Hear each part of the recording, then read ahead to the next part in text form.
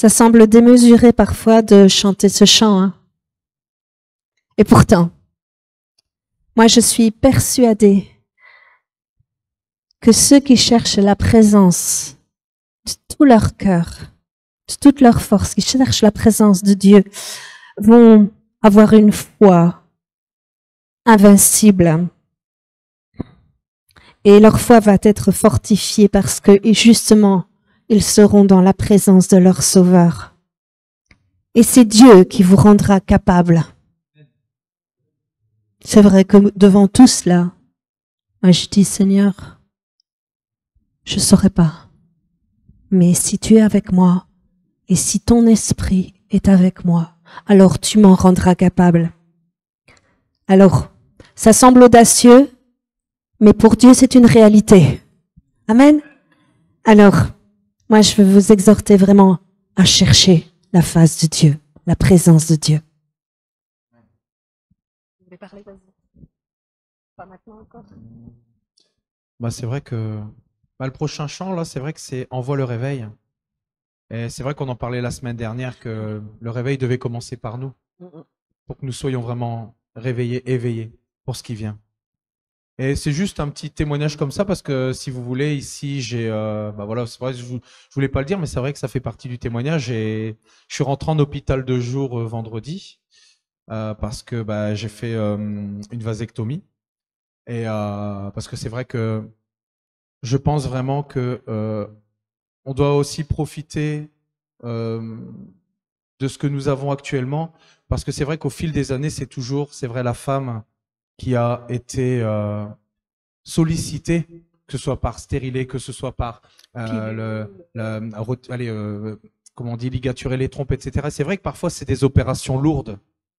Et c'est vrai que je voulais éviter ça à Amandine, à ma femme, parce que c'est vrai que, ayant déjà subi quelques grossesses et tout, je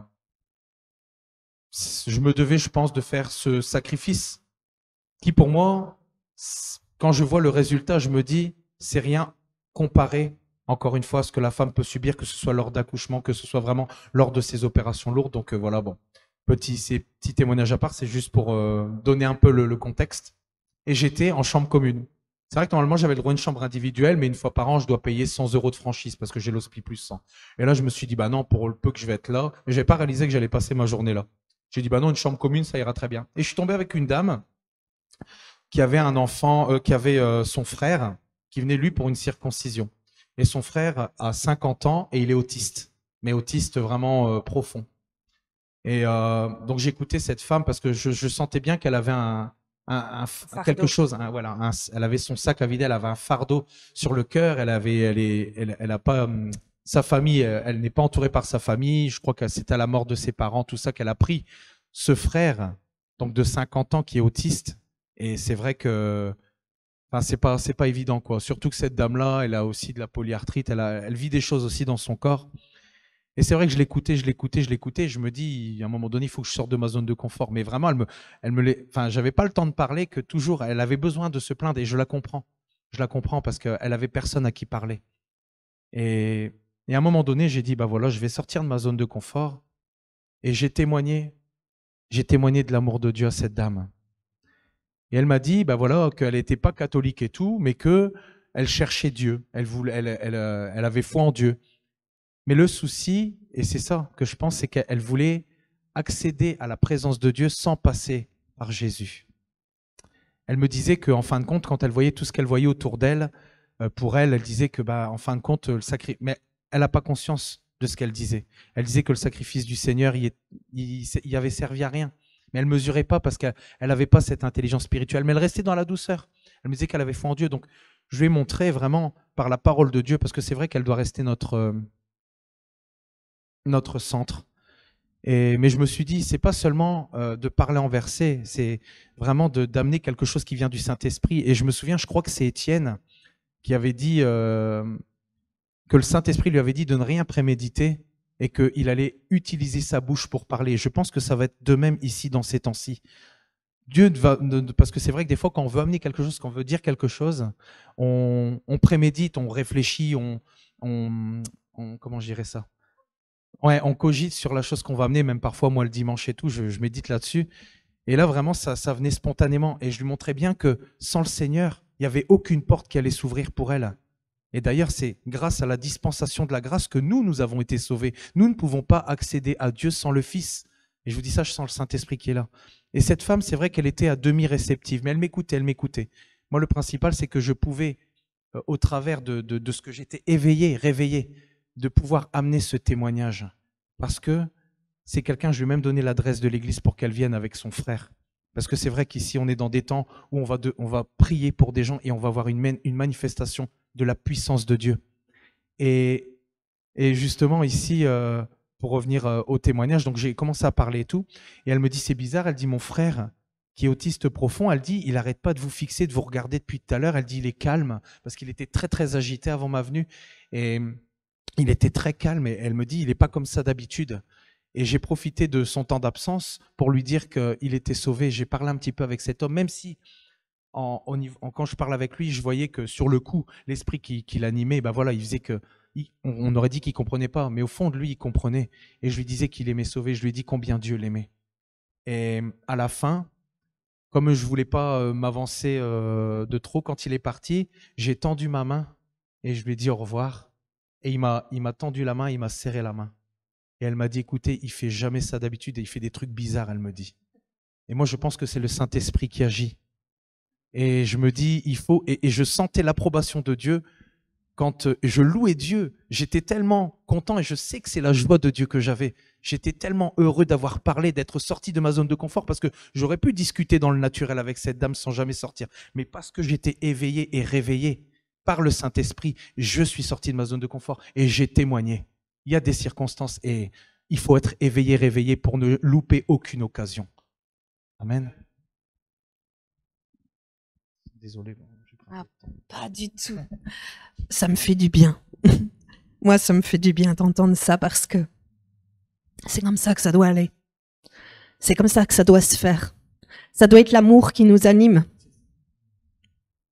Et je suis émue parce que tout ce qu'il a dit,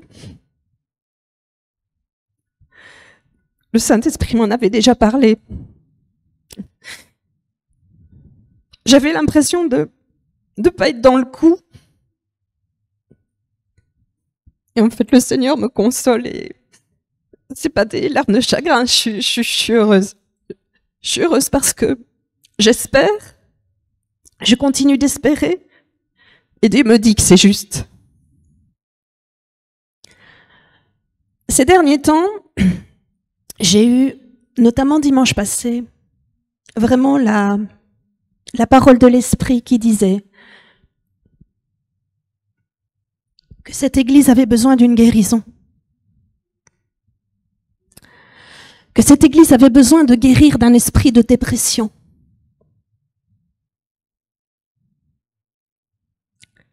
Et moi, je crois que le Saint-Esprit va le faire.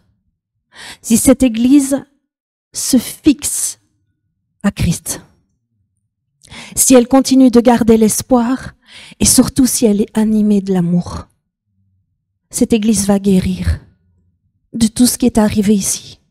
Vous savez, il faut considérer la chose vraiment comme l'œuvre de Satan. Mais moi, je sais que l'œuvre de Dieu est bien plus grande et bien plus glorieuse. Et en mon âme, je tressaille de joie quand il me raconte ça, parce que des moments comme ça, je sais que ça se passe et je sais que l'Esprit agit. Et j'ai envie que vous ayez de l'audace, comme lui, à ces instants-là. On aurait plutôt tendance, après ce genre d'intervention, de rester un petit peu dans son coin, bon, on n'est pas trop bien. Non, il est allé au-devant. Il s'est laissé conduire par l'Esprit. Il s'est laissé animer par l'amour.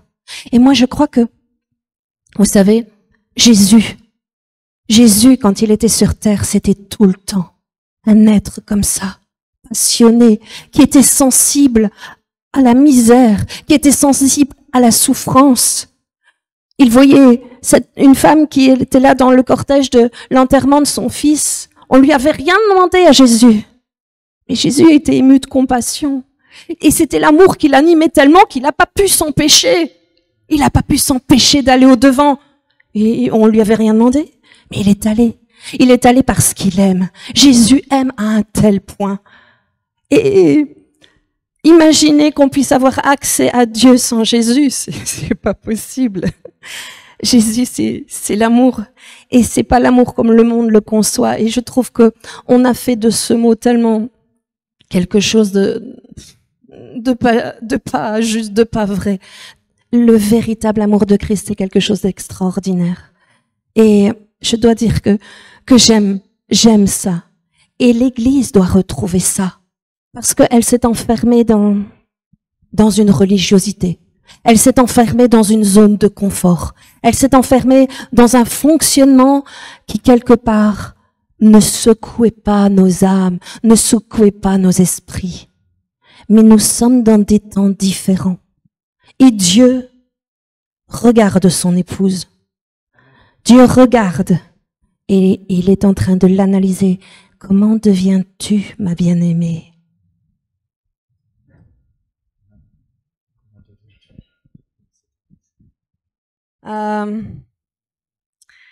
Voilà, la semaine passée, donc c'était Christian qui a amené un message et on a donné au titre, au niveau de la vidéo, un reste saint issu de ce temps de qualification.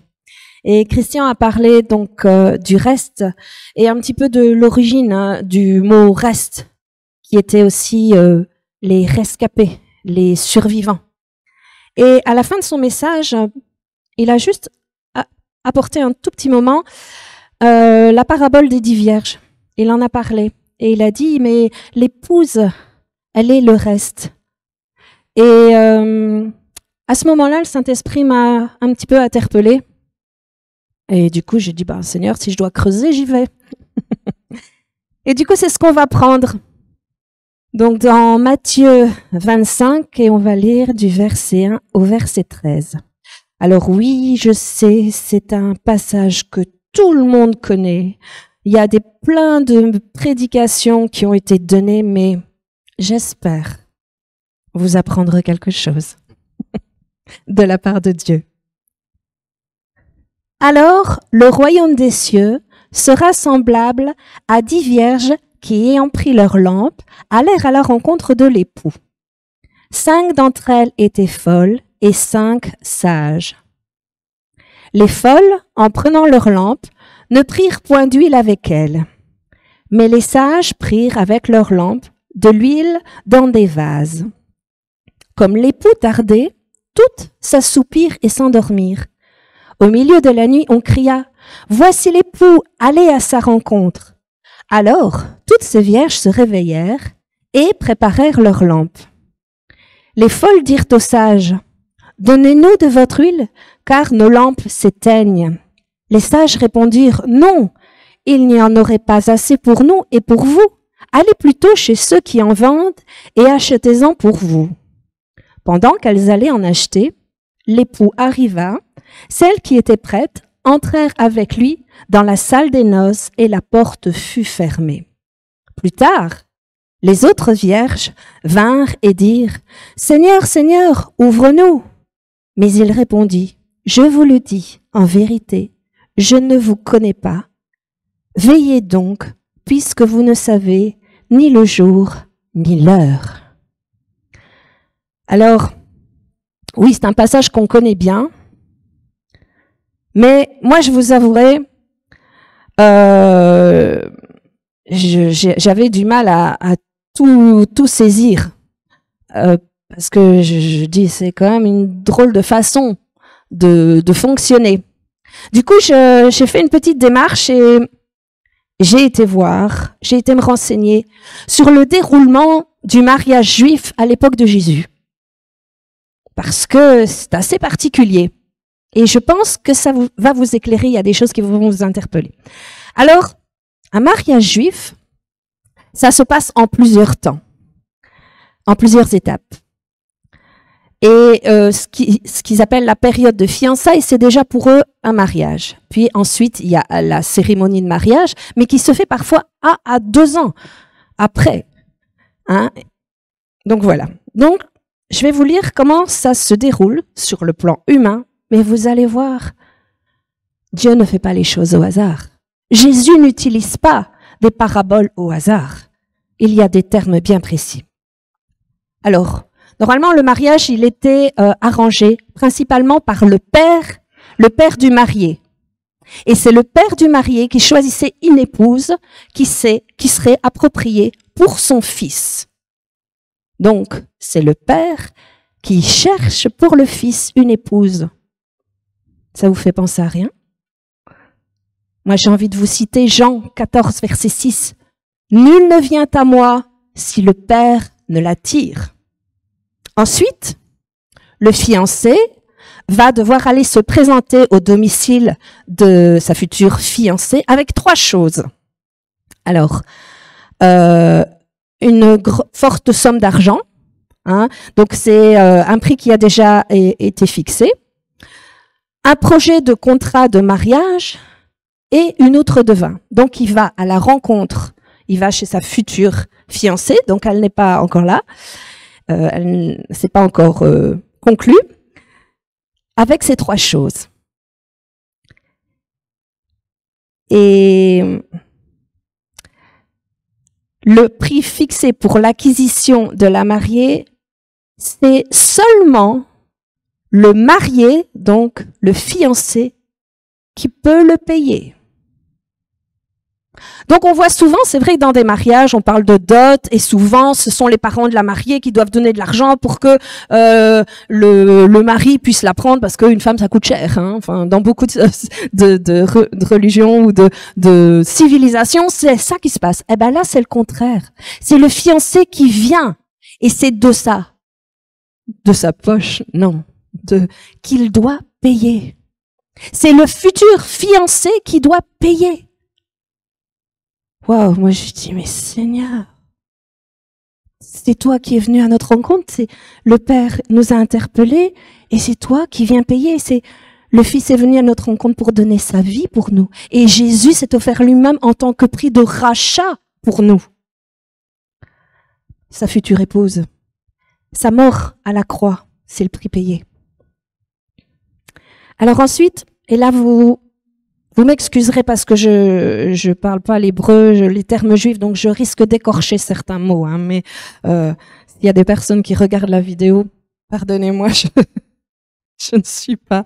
ne connais pas bien les termes, ou du moins j'aurai certainement pas le bon accent ou la bonne prononciation. Ensuite, je veux parler donc, il y avait ces 3 choses, la somme, le prix qui est convenu. Donc le prix qui était convenu pour nous, l'épouse, c'était la vie de Jésus. Ensuite, je veux parler du contrat de mariage. Ça s'appelle le ketouba. Le ou la ketouba, je ne sais pas. Alors pour vous, à votre avis, c'est quoi le contrat de mariage? C'est ça. C'est ça le contrat de mariage. Le contrat, c'est la Bible qui nous a été donnée. La Bible nous dit tout ce que le Fils a fait pour nous et tout ce que le Fils fera pour nous. Il est fait également de son amour pour l'Église et son engagement à pourvoir à ses besoins ainsi que les obligations de sa fiancée, l'Église. Et mon Dieu pourvoira à chacun de nos besoins selon sa glorieuse richesse en union avec le Messie Jésus. Philippiens 4, 19. Le contrat de mariage, donc dans le mariage juif, il décrit les droits et les obligations de l'époux et de l'épouse. Et tout ça, on l'a là. Ensuite, il se passe quelque chose. La fiancée peut, une fois qu'il a donné, il a dit voilà le prix que je paye pour toi, voilà mon contrat vis-à-vis de toi. La future femme, la fiancée, a le droit de donner son consentement ou pas. Et c'est vrai que dans la tradition juive, elle avait même la possibilité de refuser jusqu'à plusieurs fois. Elle a son mot à dire. Même si c'est le père du fiancé qui a choisi, l'épouse, enfin la future épouse, la fiancée, elle a le droit de dire non, j'accepte pas. Et ça, on le voit. Il y a des gens qui refusent Jésus. Il y a des gens qui refusent l'époux. Et au travers, donc, je reviens sur la partie théorique, hein, La fiancée donne son consentement et ça se traduit par une coupe de vin, kosberit, qui veut dire la coupe de l'alliance que la fiancée buvait pour indiquer son acceptation, et alors les fiançailles étaient conclues. Moi, je trouve ça extraordinaire. Le futur fiancé vient avec 3 choses. L'argent, le prix à payer. Il vient avec un contrat de mariage. Il vient avec une outre de vin. Et c'est pas, il ramène pas, tiens, c'est une bonne bouteille, tu te feras plaisir une fois lors d'un repas. Non. C'est, tu acceptes mon contrat, on fait une alliance. Tu acceptes de prendre. Donc ça veut dire, nous aussi, quand on prend la Sainte Seine, avec cette coupe, c'est nous rappeler les fiançailles avec Jésus. Et c'est le prix suprême qu'il a payé pour nous, jusqu'au moment où il revient. Donc, toute la symbolique qu'il y a dans un déroulement de mariage normal, bon, au jour d'aujourd'hui, bien sûr, les choses ont évolué, mais au temps de Jésus, ça se passait comme ça. Et moi, du coup, au fur et à mesure que je lisais ça, mais je comprenais mieux et je me dis, mais c'est extraordinaire, il n'a pas choisi au hasard toute cette histoire. Et j'étais émerveillée parce que Jésus vient avec tout, le fiancé vient avec tout, il vient avec un contrat, il vient avec un prix payé et il vient avec le vin et c'est le symbole de son sang. Ensuite, quand la coupe a été bue, que la fiancée a donné son consentement, eh bien, les fiancés sont légalement liés en tant que mari et femme, mais sans pouvoir encore cohabiter ou avoir une relation intime. Et ça, j'ai envie de dire, c'est comme à notre conversion. À partir du moment où on se convertit, où on donne notre vie à Christ, eh bien, nous ne nous appartenons plus. Il est le Seigneur de notre vie et nous appartenons à Christ. Amen. Alors, toutes ces choses, donc ces dons, ces biens étaient donnés à l'épouse et à la famille de la fiancée par le fiancé. Et quand on parle ça, moi, je ne peux pas m'empêcher de penser aussi aux dons que le Seigneur nous donne au travers du Saint-Esprit. Hein, il a fait ce don aussi au moment quand il est monté au ciel, il y a eu la Pentecôte et là, ça a commencé par le don de son Saint-Esprit. Alors, je reviens du côté pratique, on va dire. L'épouse ne s'appartient plus et elle est consacrée et elle attend. Et là, ça peut être prendre une période. Donc, elle est promise et elle attend, mais elle reste chez ses parents, elle reste chez elle et elle se prépare.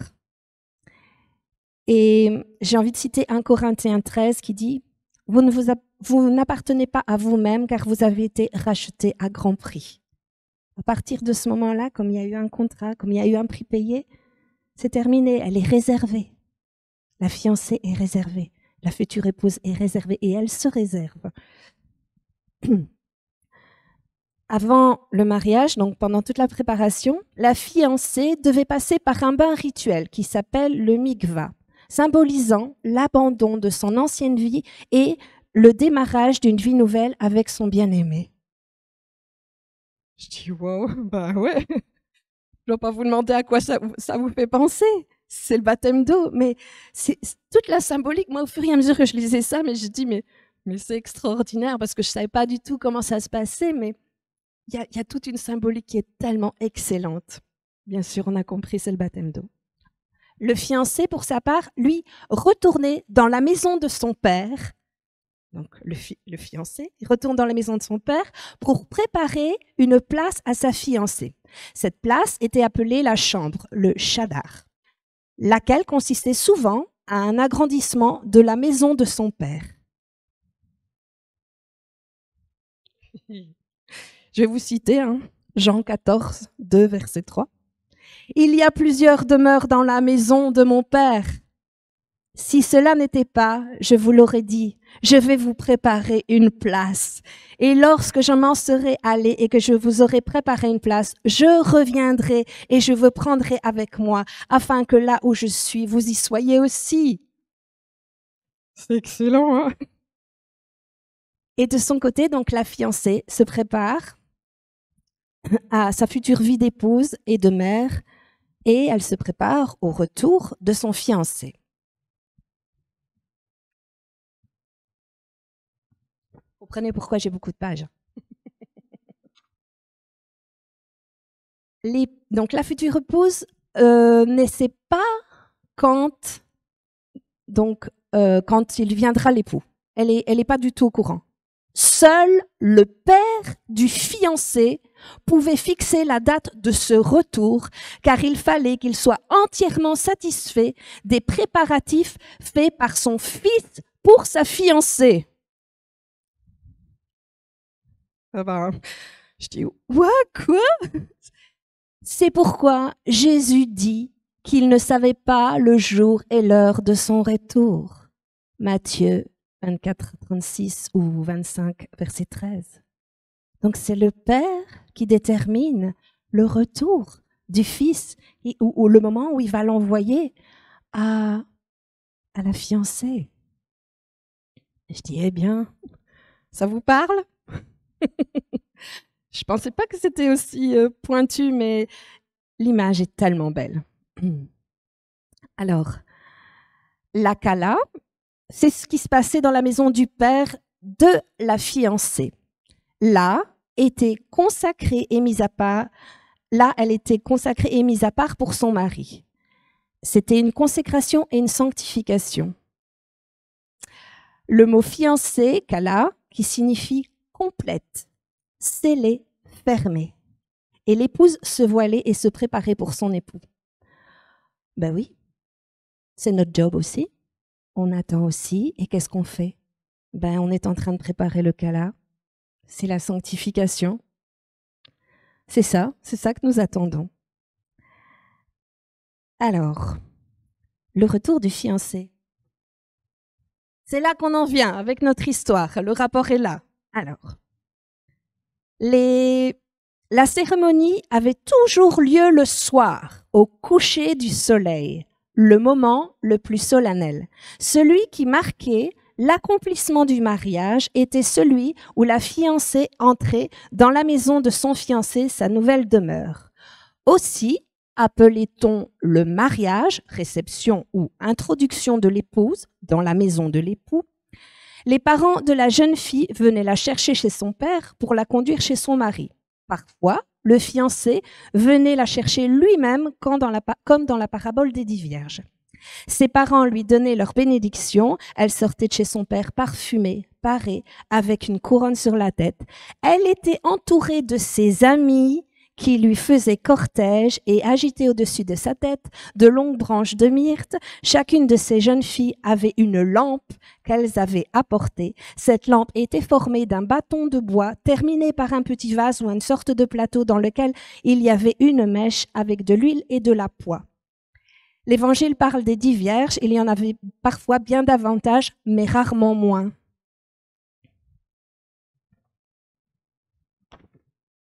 Hey, c'est les copines. Mais là, c'est vrai que c'est un symbole, c'est toutes des vierges qui sont préparées pour ça. Et donc, il dit le retour du fiancé se fait en général la nuit, mais au son du chauffard. Alors, c'est pas celui qui roule vite. Le chauffard, c'est ça. C'est une trompette. Je précise parce qu'il y en a qui vont voir la vidéo, donc peut-être que certains ne savent pas ce que c'est qu'un chauffard. C'est pour ça que je montre. Je n'essayerai pas de vous sortir un son de cette corne. Josiane faisait ça très bien. Donc voilà, c'est au son du chauffard.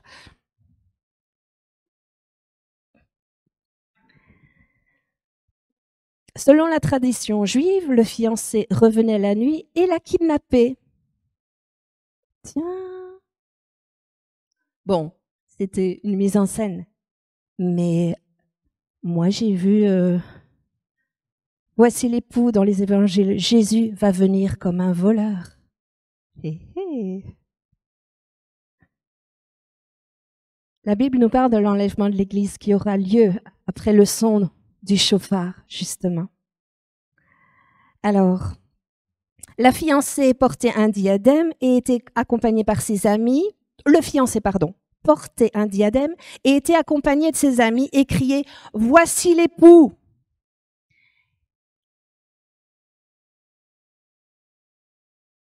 La tradition. Au son de la trompette, la fille alors devait sortir sans hésitation et aller à sa rencontre. Donc, les amis du fiancé viennent crier et à ce moment-là, elle doit réagir. Donc, elle doit, sans attendre, elle doit aller au devant. Et il y a encore une petite suite. Donc, il y a tout ce groupe de femmes qui sort et qui vont à l'encontre du fiancé. Et il se passe quelque chose. Donc, ils vont, si c'est le fiancé qui est venu chercher son épouse, donc elle va faire la route avec lui jusqu'à la maison du père. Si c'est les parents, bon là c'était une autre tradition, mais là on est dans le cas de figure où c'est justement Jésus qui vient chercher son épouse. Et vous savez quoi? Moi, ce que j'ignorais, c'est que une fois qu'ils ont fait la route ensemble, eh bien, l'épouse ne pouvait pas entrer dans la maison du père que dans les bras de l'époux. C'est lui qui la porte. Elle ne peut pas rentrer d'elle-même. C'est avec seulement Jésus qu'elle pourra pénétrer dans la maison du Père. Et Jésus est la porte, le seul chemin par lequel nous pouvons entrer dans la maison du Père. Et là, ça m'a touchée quand Christian a donné ce témoignage. Et je me dis, nous n'avons pas d'autre porte que Jésus. C'est celui qui va nous introduire dans la maison du Père.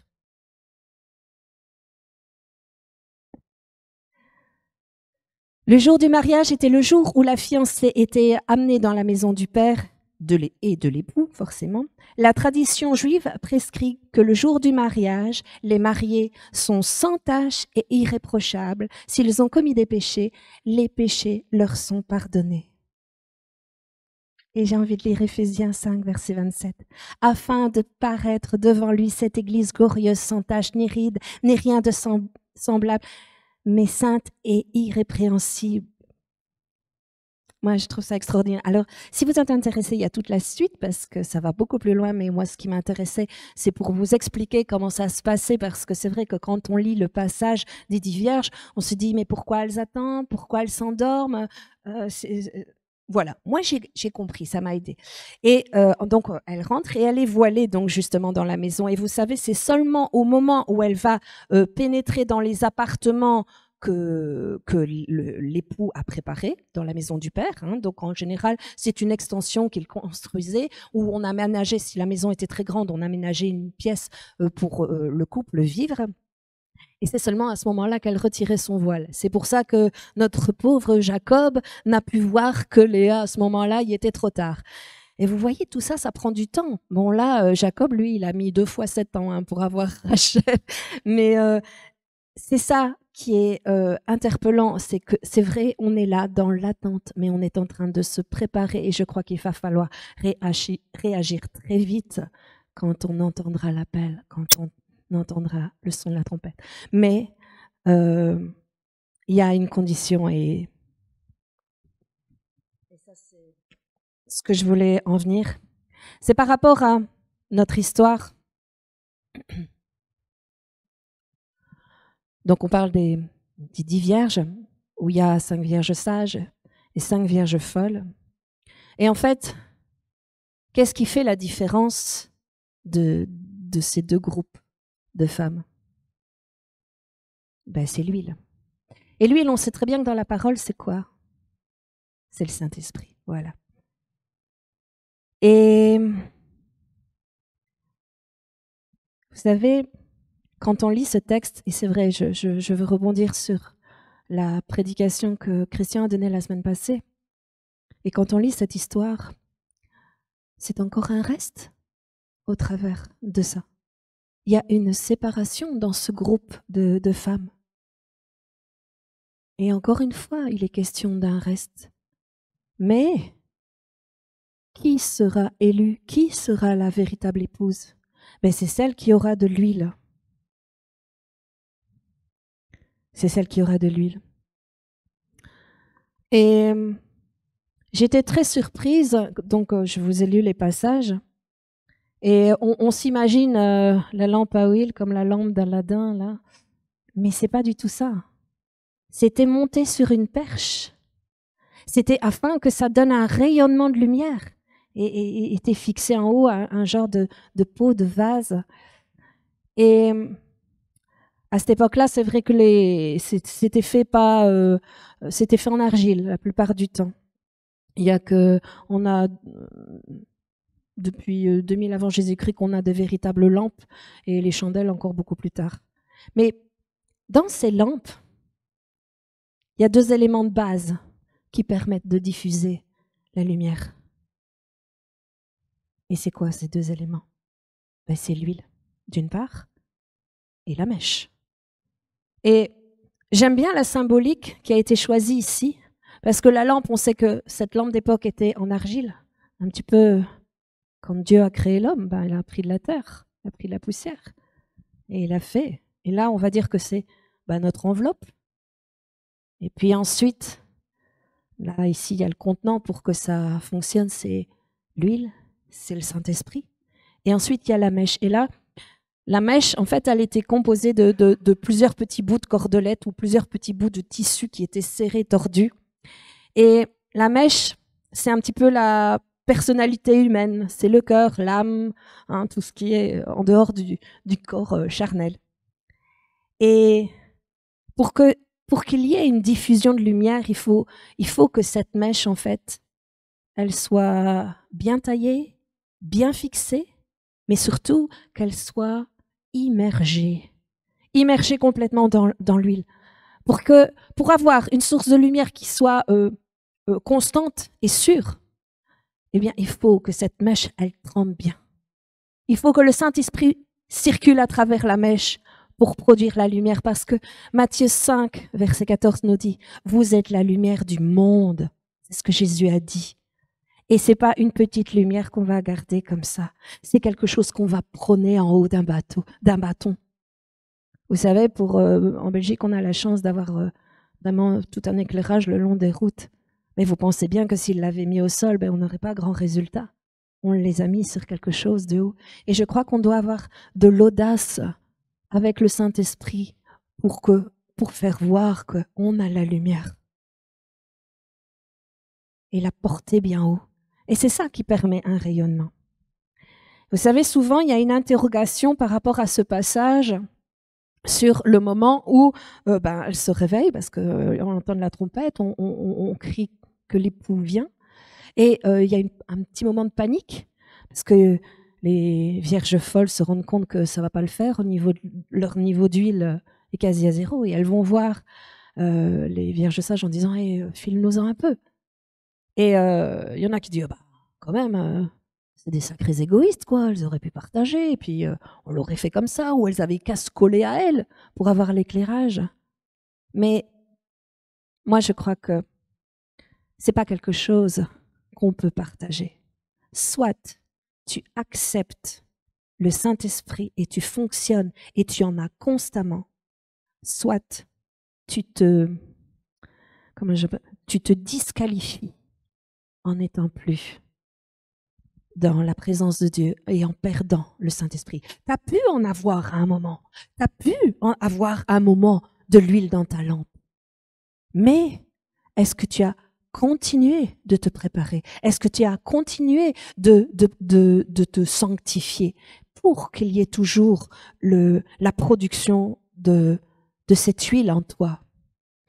Et tout comme la mèche dépend toujours de l'huile pour produire de la lumière, aussi nous dépendons du Saint-Esprit jour après jour pour remplir nos vies, produisant la lumière. Et souvent, c'est vrai que les lampes étaient petites et les gens sages prévoyaient. Les gens sages prévoyaient d'avoir de l'huile avec eux. Et c'est vrai que parfois, on se sent petit, mais c'est pas l'important, c'est pas comment nous comptons, du moment qu'on a l'Esprit, du moment qu'on a le Saint-Esprit avec nous, c'est pas notre niveau qui va faire qu'on n'a pas l'huile. On peut prendre des bidons avec. On n'est pas limité, je veux dire, on n'est pas limité dans la quantité d'huile, on n'est pas limité dans la quantité du Saint-Esprit dans nos vies, c'est ça que je veux dire. Et si tu es rempli d'huile, c'est que tu as le Saint-Esprit. Et si tu as le Saint-Esprit, qu'est-ce qui se passe? Quand on a le Saint-Esprit, qu'est-ce qui se passe? On manifeste les fruits du Saint-Esprit. Je voudrais qu'on prenne Galates 5, verset 22.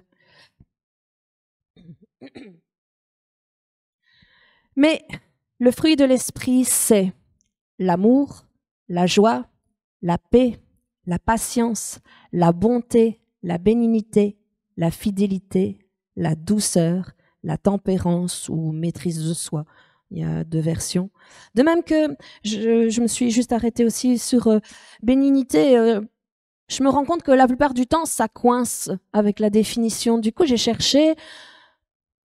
J'ai vu aussi la bénéficence, mais j'ai vu quelque chose qui m'a intéressé encore plus. Et ça remonte à la langue de départ. Et les traductions, on a essayé de mettre un mot qui n'était pas le bon mot. Et vous savez ce que j'ai trouvé pour la bénignité? Non, c'était l'esprit de service. C'est beau, hein? Je dis, mais pourquoi ils n'ont pas mis l'esprit de service? Mais l'esprit de service avec... sans intérêt, sans avoir en retour, donner avec liberté, le faire pour le Seigneur. J'aurais bien aimé qu'on mette ça dans la traduction. Mais bon, bref, je vous les ai cités, je pense que vous les connaissez. Mais moi, ce que je retiens, c'est quoi? Le tout premier fruit. C'est l'amour. Moi, je pense que ce fruit-là, si vous l'avez, d'office, les autres suivent. D'office. Quand vous êtes plein de ce fruit-là, inévitablement, vous avez la joie, vous avez la paix, vous avez la patience, la bonté. Parce que la fidélité, la douceur est bon. Quand vous êtes animé de l'amour, et c'est tellement logique, c'est tellement... Christ était amour, Christ est amour. Et toutes ces qualités, eh bien, l'accompagnaient, ça le suivait. Et je voudrais qu'on prenne quelque chose parce que on se rend bien compte que au jour d'aujourd'hui, c'est plus tellement ce fruit-là qui anime. Et hélas, il y a des choses que je voudrais vous amener au travers de Matthieu 24. On va lire du verset 1 à 13.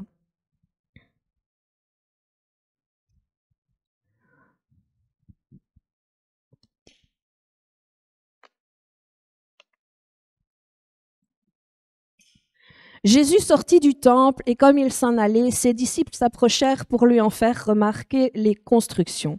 Mais il leur dit, vous voyez tout cela, je vous le dis en vérité, il ne restera pas ici, pierre sur pierre, tout sera détruit. Il s'assit sur le mont des Oliviers, les disciples vinrent en privé lui posèrent cette question. Dis-nous quand cela arrivera-t-il et quand sera le signe de ton retour et de la fin du monde? Jésus leur répondit. Faites bien attention que personne ne vous égare. En effet, beaucoup viendront sous mon nom et diront « C'est moi qui suis le Messie » et ils tromperont beaucoup de gens. Vous entendrez parler de guerre et de menaces de guerre. Ne vous laissez pas effrayer, car il faut que toutes ces choses arrivent. Cependant, ce ne sera pas encore la fin. Une nation se dressera contre une nation et un royaume contre un royaume. Et il y aura en divers endroits des famines, des pestes et des tremblements de terre. Tout cela sera le commencement des douleurs. alors on vous livrera à la persécution et l'on vous fera mourir. Vous serez détestés de toutes les nations à cause de mon nom. Beaucoup trébucheront, alors ils se trahiront, se détesteront les uns les autres. Beaucoup de prétendus prophètes surgiront et ils tromperont beaucoup de gens.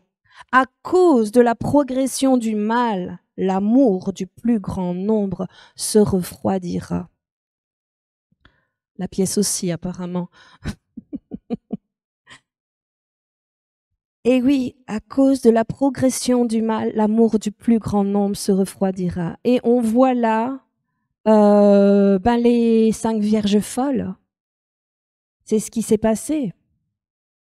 C'est ce qui s'est passé, c'est que les vierges folles, comme elles étaient dépourvues d'huile,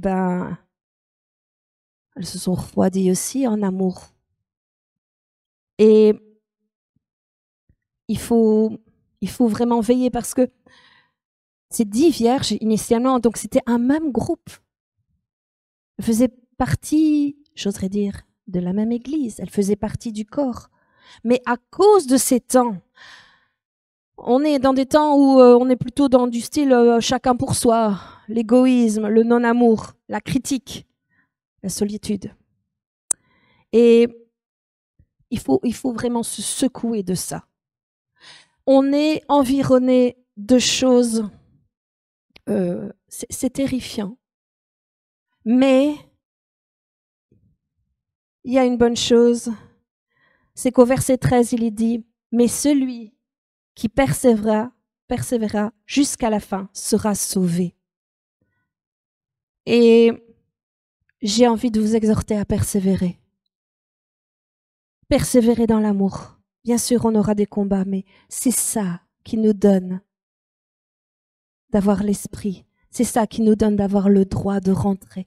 Vous imaginez ces vierges qui n'avaient plus rien et qui sont venues frapper une fois que c'était fermé. Jésus dit, mais je ne vous connais pas. Pourtant, elles étaient dans la même maison au départ. Elles étaient rassemblées et elles attendaient. Mais Jésus leur dit, je ne vous connais pas. Moi, je trouve ça terrible. Et Christian l'a vu aussi. Je voulais vous parler en même temps parce que par rapport à ça, il y a quelque chose qui m'interpelle. On a ce prophète qui s'appelle Emmerich Sroka. Je ne sais pas s'il y en a qui connaissent. Alors ici, pour 2023, il a donné une prophétie pour l'année. Et dans tout ce qu'il dit pour cette année 2023, ce qu'il a eu sur le cœur de la part du Saint-Esprit, il y a un petit extrait qui m'a interpellée pour l'Église. Parce que je veux que les 10 vierges que nous sommes soient toutes avec de l'huile et soient toutes prises par l'époux pour rentrer dans la maison du Père. Amen. Alors, justement, Christian en a fait, au travers de sa prédication la semaine passée, un petit peu référence au travers de ce qu'il a amené. Et il annonce un petit peu sa prophétie, vu que moi je vais juste vous donner un extrait, il annonce un petit peu sa prophétie comme 2023, l'année de l'investissement pour nous. Et on a vu au travers de ce que Christian a apporté, le fait de s'investir, le fait, même si on est un reste, de travailler. Mais par contre, 2023, l'année de la sélection de la part de Dieu. Voilà. Et là, on voit, dans l'histoire des vierges, il y a une sélection qui se fait. Alors, je vais vous lire texto, en fait. Donc, au niveau il y a juste ce que j'ai mis, moi, quand il cite la parole, juste les références bibliques, parce que ça, il ne les donne pas forcément, mais je vais... Donc, s'il y a une syntaxe qui n'est pas correcte, c'est juste du spontané, donc je vais juste lire ce qu'il dit. Alors, pour 2023, donc c'est un appel à l'indulgence, à la patience, à l'amour, parce que 1 Corinthiens 13, verset 7, l'amour supporte tout. Un grand réveil implique un grand combat pour les ouvriers de la dernière heure. Le taux de médisance, le taux de critique, le taux d'amertume, de méchanceté au sein même du peuple de Dieu doit diminuer et disparaître vraiment. Le taux est beaucoup trop grand, trop important dans les églises et au milieu du peuple de Dieu.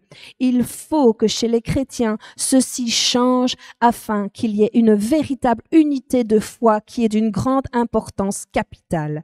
Ceux qui resteront dans ce système donc de médisance, de choses mauvaises, eh bien pour eux, ce sera très difficile d'être sélectionnés par Dieu. Car Dieu se cherche un peuple qui a le cœur à l'ouvrage pour lui, mais aussi le cœur de l'amour. Ceux qui resteront dans un état de cœur inchangé et méchant auront de sérieux et gros problèmes. Préparez et changez votre cœur. La sélection se fera et se basera aussi sur votre cœur. Il faut rentrer dans une ère, un temps de soutien. L'Église a besoin d'être soutenue par ses membres, par le corps de Christ. Mais s'il y a une grâce, il y a des combats. Et si on ne se soutient pas, si on ne se serre pas les coudes, qui le fera? Comment réussir? Comment être solide si nous sommes divisés? Comment être un corps puissant si on est éparpillé dans le jugement et la critique? Je m'arrête sur le mot éparpillé. Épars, ça veut dire un petit peu partout. Mais il y a le mot piller. Ça résume bien.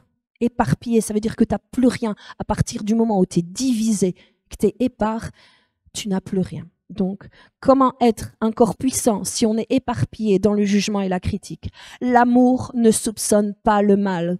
1 Corinthiens 13, verset 5. Donc, pardonne à ton frère ou à ta sœur et vois l'unité du corps du Christ. Vois la cause de Christ plutôt que ton ressenti. Supportez-vous les uns les autres. Colossiens 3, verset 13. Nous sommes tous dans la même barque. Il avait envie de dire la même galère, mais on comprend. Mais soyez indulgents, soyez patients, priez, encouragez-vous. Si vous ne vous soutenez pas, vous allez être isolés. Et c'est ce que je disais dans éparpillé. Et alors Satan pourra vous frapper de son attaque. Donc il met bien en garde. Et je crois que est-ce que on peut faire une introspection? Je crois que c'est pas pour une seule église. Je crois que c'est pour toutes les églises où il est temps de nous analyser. Dans ces temps, Dieu nous exhorte donc à nous aimer, nous souder encore plus en tant que corps de Christ, afin d'être forts dans ces temps difficiles qui viennent.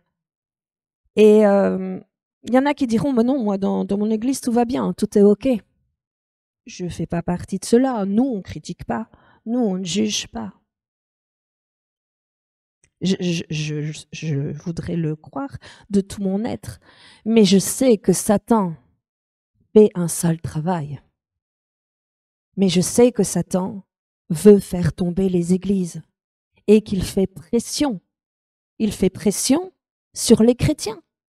Et même si ça veut paraître parfois une bonne intention, ce qui est en dessous, c'est pas juste. Ce qui est en dessous, si on gratte, c'est pas ce que Dieu veut. Je vais vous raconter une histoire. On va dire, oh, regarde tes histoires. Mais vous allez comprendre. Je vois que l'heure avance. Alors, c'est l'histoire d'un jeune couple. Ben, on y revient, tiens. Ce sont des jeunes, alors ils s'installent dans un nouveau quartier. Et voilà, ils s'installent. Et puis, le jeune couple fait connaissance avec les voisins. Et tout compte fait, la voisine est très sympathique. Elle dit, tiens, j'ai fait des biscuits pour pour vous souhaiter la bienvenue. Donc, souvent, elle s'échange. Quand on sort, on se dit bonjour. C'est OK. La relation semble parfaite. Mais chaque matin, pas chaque matin, ou alors la pauvre, Le couple s'assied, prend le petit déjeuner devant la fenêtre et voit à la vue sur la cour de la voisine et justement, elle étend son linge. Et alors, c'est une jeune mariée et elle dit « Oh, t'as vu chérie? T'as vu son linge? Je sais pas avec quoi elle le lave, mais elle est pas douée, hein, elle est gentille, mais son linge, c'est pas ça, hein ?» Et le mari ne dit rien. Et à chaque fois, au petit déjeuner, quand la voisine pense son linge, elle dit « Oh bah dis donc, ça me fait encore l'état de son linge, mais quelle horreur! Et comment elle peut porter ça après? Oh, t'as vu son linge? » Et plusieurs fois, et le mari ne dit jamais rien. Puis un jour, il se lève, encore, il fait beau, et elle s'installe, le mari a tout préparé, le petit déjeuner, elle s'assied, et puis elle regarde par la fenêtre chez la voisine. Oh, mais qu'est-ce qui s'est passé? Ouais, son linge, il y a quelqu'un qui a dû lui donner un nouveau savon, c'est pas possible. T'as vu? Qui c'est qui lui a appris enfin à laver correctement le linge? Je dis, t'as vu ça? Et hein? Dit son mari alors il dit, écoute, ce matin, je me suis levée plus tôt et j'ai lavé les fenêtres.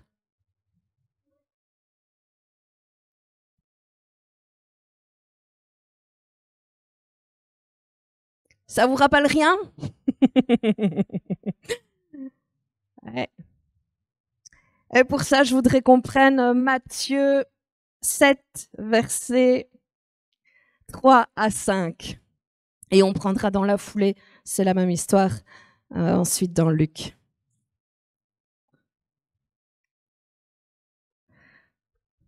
Pourquoi vois-tu la paille qui est dans l'œil de ton frère et n'aperçois-tu pas la poutre qui est dans ton œil? Ou comment peux-tu dire à ton frère, laisse-moi ôter une paille de ton œil, toi qui as une poutre dans le tien? Hypocrite, ôte premièrement la poutre de ton œil et alors tu verras comment ôter la paille de l'œil de ton frère. Si on prend dans Luc,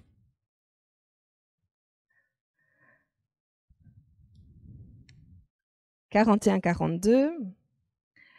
Pourquoi vois-tu la paille qui est dans l'œil de ton frère et n'aperçois-tu pas la poutre qui est dans ton œil? » Oui, c'est la même histoire, hein, je ne vais pas aller plus loin.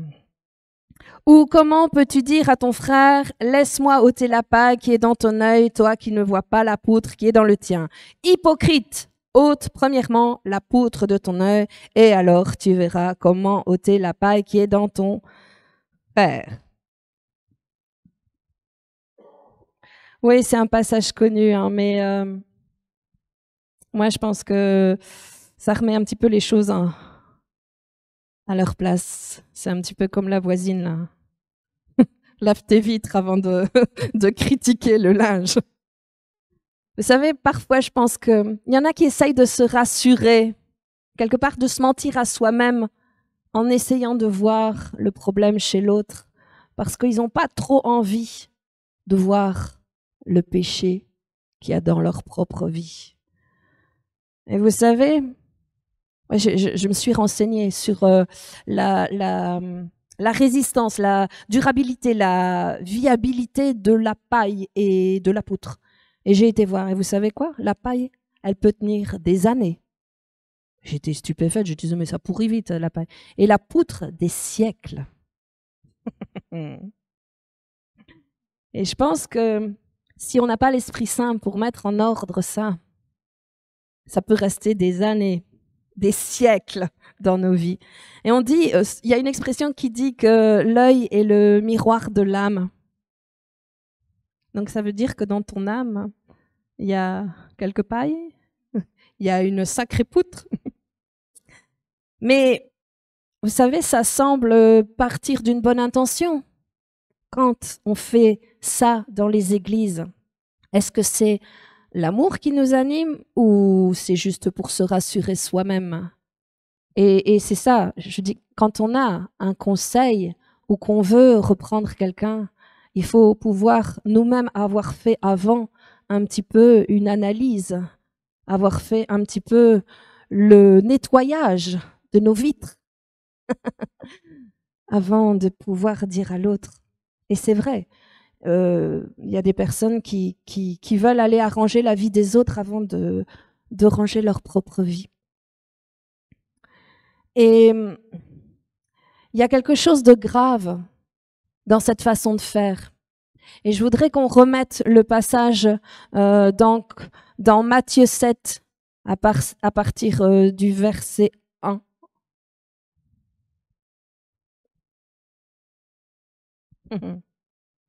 C'est le même passage, hein? C'est le même chapitre. Ne jugez point afin que vous ne soyez point jugés. Car on vous jugera du jugement dont vous jugez, et l'on vous mesurera avec la mesure dont vous mesurez. On peut reprendre aussi Luc, donc 6, versets 36, 37, 38. Soyez donc miséricordieux comme votre Père est miséricordieux. Ne jugez point, vous ne serez point jugés. Ne condamnez point et vous ne serez point condamnés. Absolvez et vous serez absous. Donnez et il vous sera donné. On versera dans votre sein une bonne mesure serrée, secouée et qui déborde, car on vous mesurera avec la mesure dont vous serez servis. Ta critique entraîne une condamnation. On vient de le lire. Mais cette condamnation, j'ai envie de vous dire, dans ces temps-ci, dans ce qui arrive ici, ça va pas arriver au moment du jugement dernier. Hein. Jugez pas pour que vous ne soyez pas jugés. Elle prend effet immédiat. Quand tu fais cela, cette condamnation, elle prend tout de suite effet. Et c'est au travers de ça que je veux vous interpeller parce que c'est ça qui va faire qu'on va être isolé, qu'on va être éparpillé. Parce que, attaché à la critique, au jugement, eh bien, il y a une malédiction. Mais je vais conclure avec ce que j'ai écrit ici. Si tu gardes et que tu veux conserver la poudre dans ton âme, tu ne seras pas sélectionné. Si tu pratiques la critique, si tu vois la paille, tu ne seras pas sélectionné. Alors cours vers l'amour que l'Esprit Saint veut placer en toi pour la divine sélection. Et je veux finir sur ça. Et vraiment, il est temps que... Moi cette prophétie m'a secouée. Parce que je me suis dit, mais non, je critique pas, je constate. Non, je critique pas, mais il faut dire que je me suis interrogée. Parce que c'est vrai qu'il y a des choses qui sont flagrantes, mais on n'a pas, si dans notre propre âme, notre propre cœur, c'est pas en ordre, qu'est-ce qu'on a à faire si la personne ne veut pas l'entendre? Qu'est-ce qu'on a à faire? Prier, aimer. L'amour supporte tout. L'amour est patient. Et c'est ça l'Église. C'est ça qu'elle doit faire. Parce que de ça dépend notre sélection. Amen? Amen.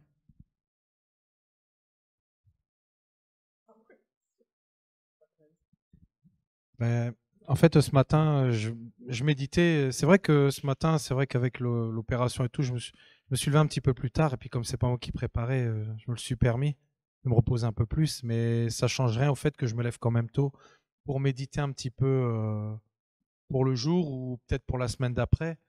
Et c'est vrai que ce matin, je me suis plongé parce que c'est vrai que il faut le Saint-Esprit pour comprendre certaines choses. Mais quand Dieu nous parle des 7 églises dans Apocalypse, et j'en parlerai peut-être la semaine prochaine, on verra comment conduit le Saint-Esprit, comment me conduit le Saint-Esprit.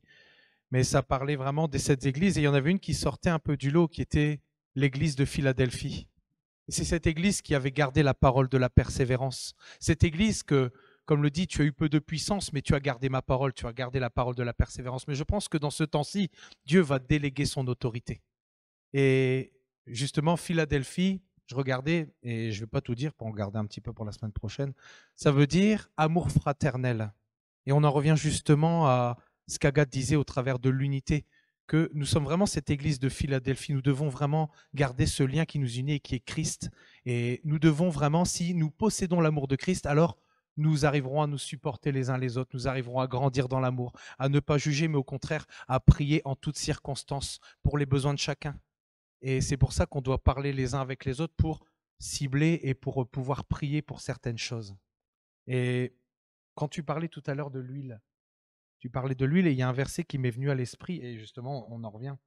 On parlait vraiment que c'était ces vierges qui possédaient l'huile, donc cette onction fraîche qui était enlevée, qui partait à la rencontre de l'époux. Et j'ai pris la version Summer, c'est pour ça que je me permettais d'aller sur mon GSM, mais c'est parce que j'ai la Bible dessus. Dans Éphésiens 4, 30, 31, il dit « N'attristez pas le Saint-Esprit », donc dans la version seconde, il dit « N'attristez pas le Saint-Esprit par lequel vous avez été scellés pour le jour de la rédemption ». Et là, il dit « N'attristez pas le Saint-Esprit de Dieu, car par cet Esprit, Dieu vous a marqué de son sceau comme sa propriété pour le jour de la délivrance finale. » Amertume, irritation, colère, éclat de voix, insultes, faites disparaître tout cela du milieu de vous, ainsi que toute forme de méchanceté. Soyez bons et compréhensifs les uns envers les autres. Pardonnez-vous réciproquement comme Dieu vous a pardonné en Christ. Ça nous montre vraiment la condition vraiment pour être enlevé et pour continuer d'être scellé du sceau du Saint-Esprit. C'est de vraiment se supporter les uns les autres et d'être toujours dans la patience, dans la douceur et de manifester vraiment le fruit de l'Esprit, l'amour que Dieu déverse dans nos cœurs par son Esprit. Voilà, c'est cette petite parenthèse et j'ai trouvé ça vraiment, pas, je dis marrant, mais voilà, mais vraiment c'est tout à fait dans ce qu'Agathe a apporté. J'ai vraiment trouvé ça vraiment bien comment ce message a été apporté, puisque effectivement j'ai appris beaucoup de choses et il n'y a que le Saint-Esprit qui peut se révéler comme ça et je suis vraiment content de ce partenariat. Et donc voilà, c'est cette petite parenthèse. Donc j'ai reconclu. Ouais, mais oui. Donc voilà, donc je vous souhaite vraiment un bon dimanche et vraiment méditons sur le fait d'être toujours veillé, de veiller à toujours être, à ne pas attrister le Saint-Esprit et à toujours vraiment être à l'écoute du Saint-Esprit pour faire mourir tout ce qui n'est pas de lui et d'être scellé pour le jour qui est proche de la rédemption, pour le jour de l'enlèvement, de ce kidnapping, je dirais, mais ce bon kidnapping. Amen. Amen.